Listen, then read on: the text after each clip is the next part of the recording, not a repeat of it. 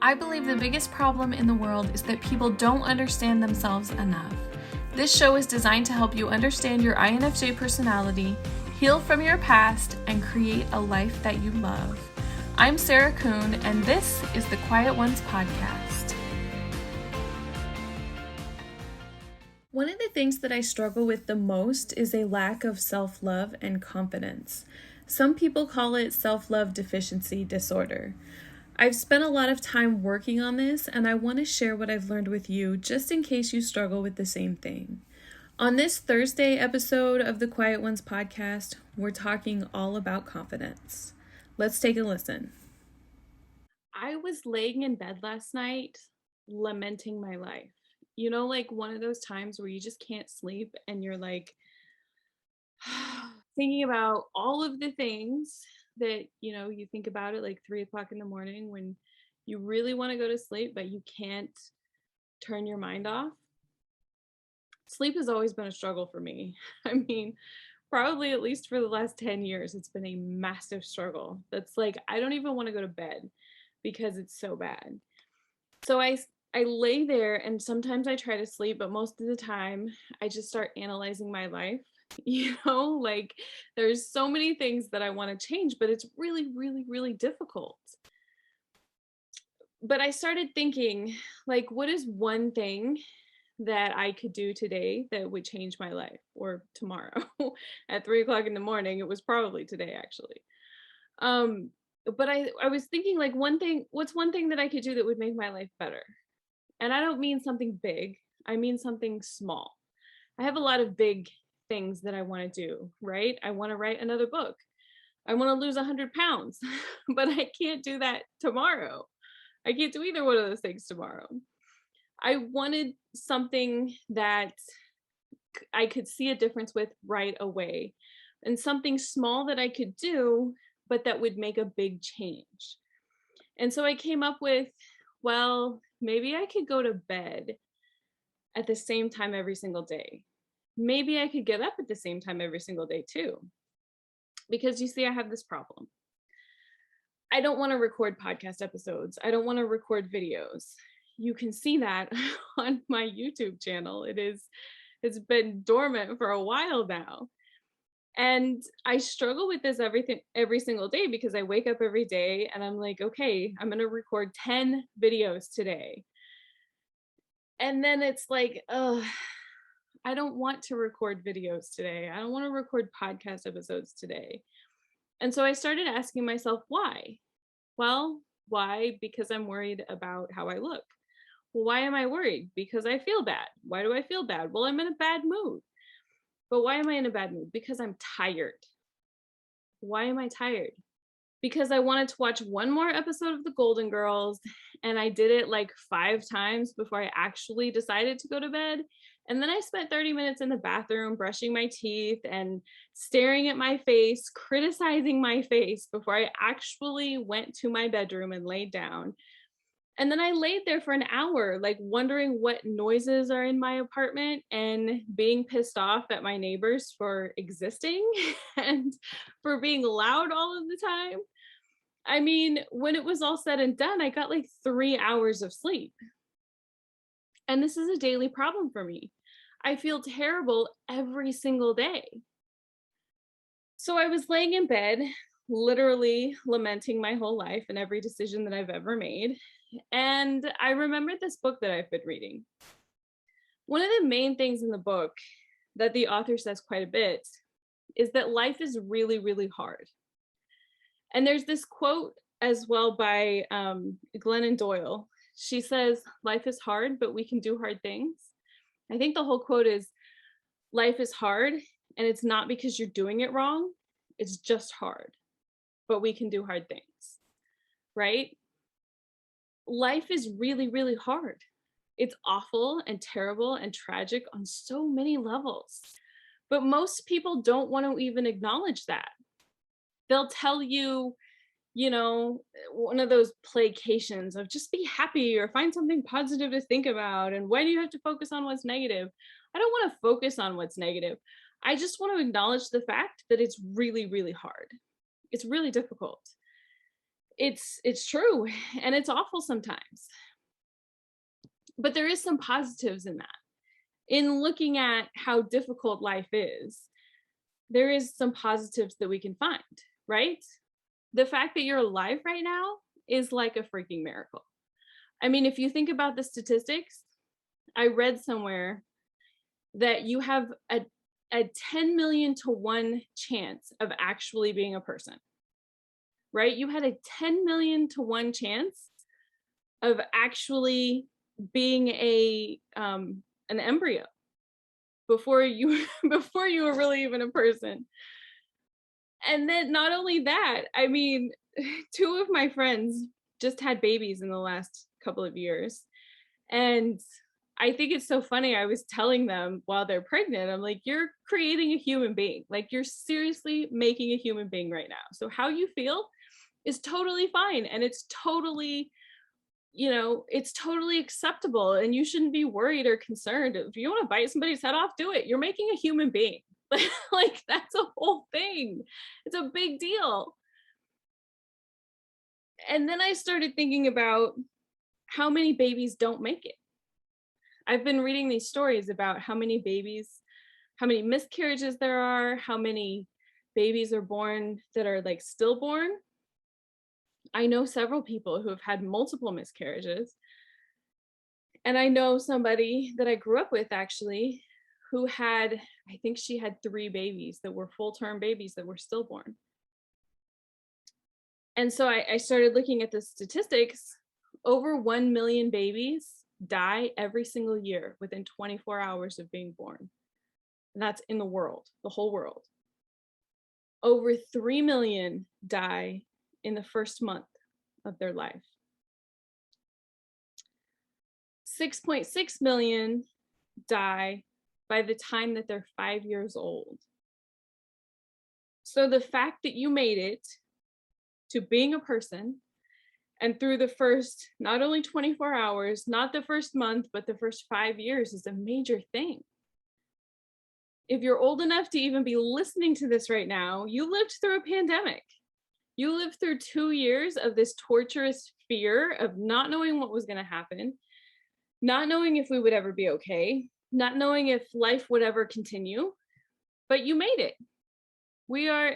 A lot of people are saying that we're in the end stages of this pandemic.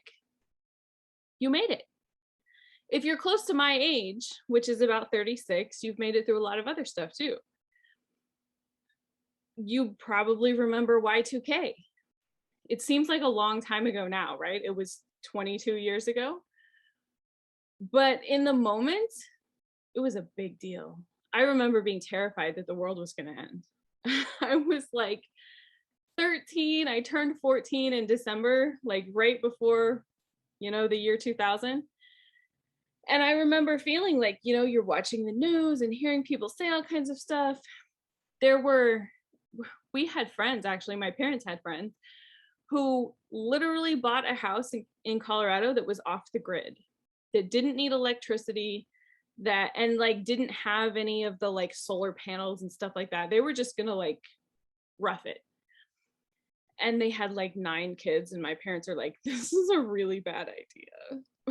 But there were people that were talking about that kind of stuff, like the world is gonna end and we have a date. And I was panicked, being so young, I didn't get it. And then it made me even more panicked because my parents were like, it's not a big deal, like don't worry about it. And that made me even more panicked. I don't know why. It was just like, I remember screaming at them one time, like, why aren't you taking this seriously? And they're like, dude, you need to chill out. Like, seriously, it's not a big deal. And we made it through all of that. It wasn't really a big deal, at least from my 13, 14-year-old perspective. It didn't turn out to be anything. The year 2000 came and the electricity grid didn't shut down. None of the computers that we used then shut down. I mean, I don't remember there being any problems. Not only that, we lived through a recession in 2008, which, was a really horrific thing. There was a lot of people who lost everything. There was a lot of people who didn't make it through that even with their lives, because they were scared. You know, I read somewhere that people were literally killing themselves trying not to die from a virus in the last couple of years. And I know that there were people during the recession who did the same thing. Like, they couldn't face what was happening, and so they made it the end, right? Which is sad and tragic to think, because yeah, it was bad in the moment. It was bad. But we got past it. We got past it so much so that we forget how bad it was, right? Anybody who lived through 9/11, which I kind of skipped over, it was bad. It was bad in the moment. It wasn't just that day, it was every single day after that. It was the feeling of not being safe. It was the feeling of not knowing what was going to happen next. It was all the fear that was associated with all of that, right? But we made it through that. And like I said, we're on the end stages of a pandemic too. We survive car accidents every single day. We survive plane crashes. We survive all kinds of viruses and germs and diseases. I was thinking about this recently too. In my life, I've had tuberculosis. When I was a baby, I had tuberculosis and I had to be on antibiotics for a whole year. I had pertussis, which is whooping cough. My little sister, when she was like 2 years old, had pertussis. And because she had it, we all got sick. My older sister and I were vaccinated, but because she had it and it was so bad, and I think she was too young to be vaccinated against it, we got it as well. I had COVID twice. I'm positive that I had the original COVID like in early 2020. And I believe that I had it a couple of weeks ago as well. Again, the newest variant, the one that's not so bad. And now I have severe asthma. That's just been a new thing that's onset for me in the last couple of years. And it is life-threatening at times. Since it's new, I've been learning a lot about asthma and the fact that you can die in like 5 or 6 minutes. If you have a severe asthma attack, you can literally suffocate to death. And that's like shocking. And, you know, like you can seriously die that fast and you think, no, it's going to be fine, you know, but when you're having that type of an attack and you have the medication that is supposed to work and it doesn't really work, and then you start panicking because if you've ever been in a position where you felt like you can't breathe, it's the not being able to breathe, and then you panic because you can't breathe, and that makes the asthma worse, and then the panic gets worse, and it's like two things just feed off of each other and make it even worse. So I mean, learning about that and being prepared for it, and I guess experiencing some of it and then learning what to do different the next time, it's a whole thing. But I mean, the reason that we're talking about all of this is just to reiterate that life is really, really hard. And whatever you've been through, you've made it through a lot. Wherever you are in your life right now, you know, you've made it through an awful lot right there. I'm sure that maybe you haven't had the same kind of illnesses that I've had, but you've probably been ill before. I've had pneumonia before. I've had strep throat multiple times. All of those things can be life-threatening. One of my friends had strep throat like 5 times in 1 year, and then she got kidney failure from it. And she ended up passing away from kidney failure because she had strep throat. But there are a lot of hard things that we deal with in our life. And here's the worst part. Here's the really bad part. We make life so much harder than what it has to be, right? I know I do. I do it all the time. We make decisions based on how we feel right now. Like I was talking about earlier, I watched 5 episodes of The Golden Girls last night because I felt like doing that in the moment, even though it was 10 o'clock and I had determined that I was going to go to bed at 10 o'clock. It was like, nah, I'll do it tomorrow. And then I woke up feeling really tired and awful this morning. And it's like, oh, wait a second. That's because of me. That's my fault. I did that to myself. I wasn't really thinking about the consequences right then. I was just pushing play, right? I was just putting off that terrible process for me of trying to go to sleep. The worst part of it too, the worst part of the worst part is that we don't want to acknowledge that it's our own fault. It's so much easier just to blame everybody else. It's easier to blame society. It's easier to blame our parents. It's easier to blame, Hulu or Netflix for making it so easy to just push play on the next episode.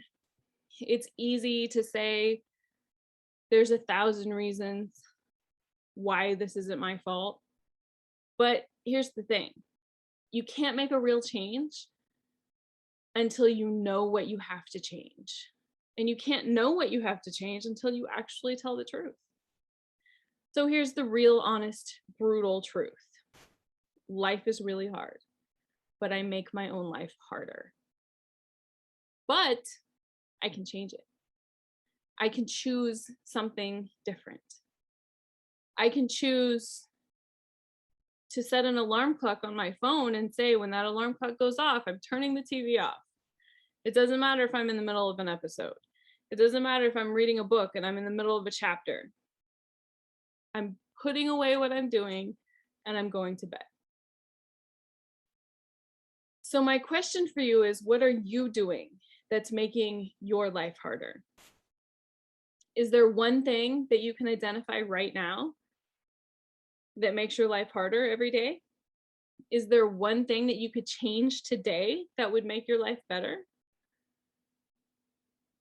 I'm going to go to bed at the same time every single day. And I'm getting up at the same time every single day. I've made this commitment. I've been thinking about it for a while. And I'm done thinking. I'm ready to take action. And it feels impossible to do it, especially on the weekends, because I love staying up until 2 or 3 o'clock in the morning on the weekends.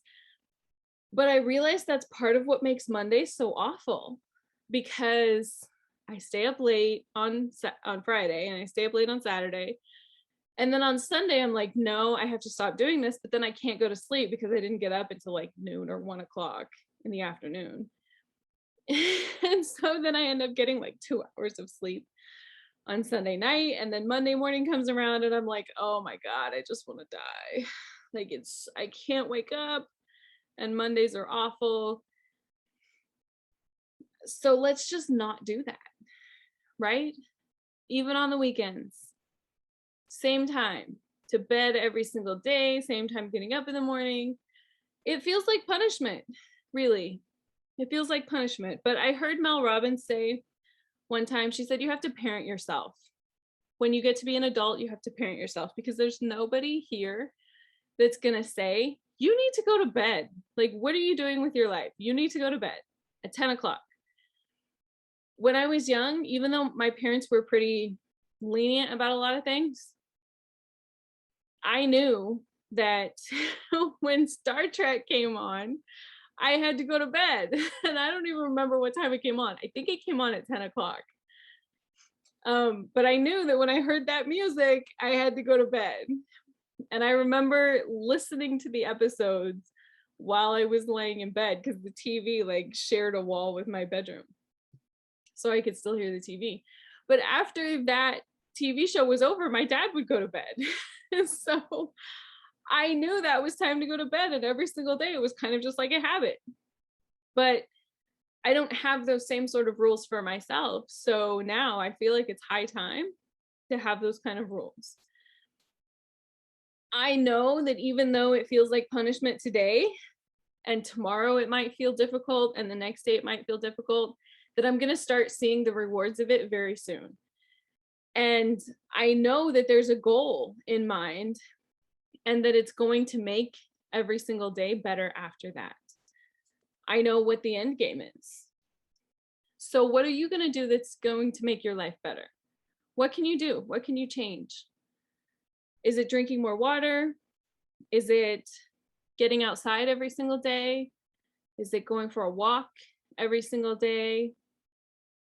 Is it having a meditation practice, or looking for inspiration somewhere? What are you going to do?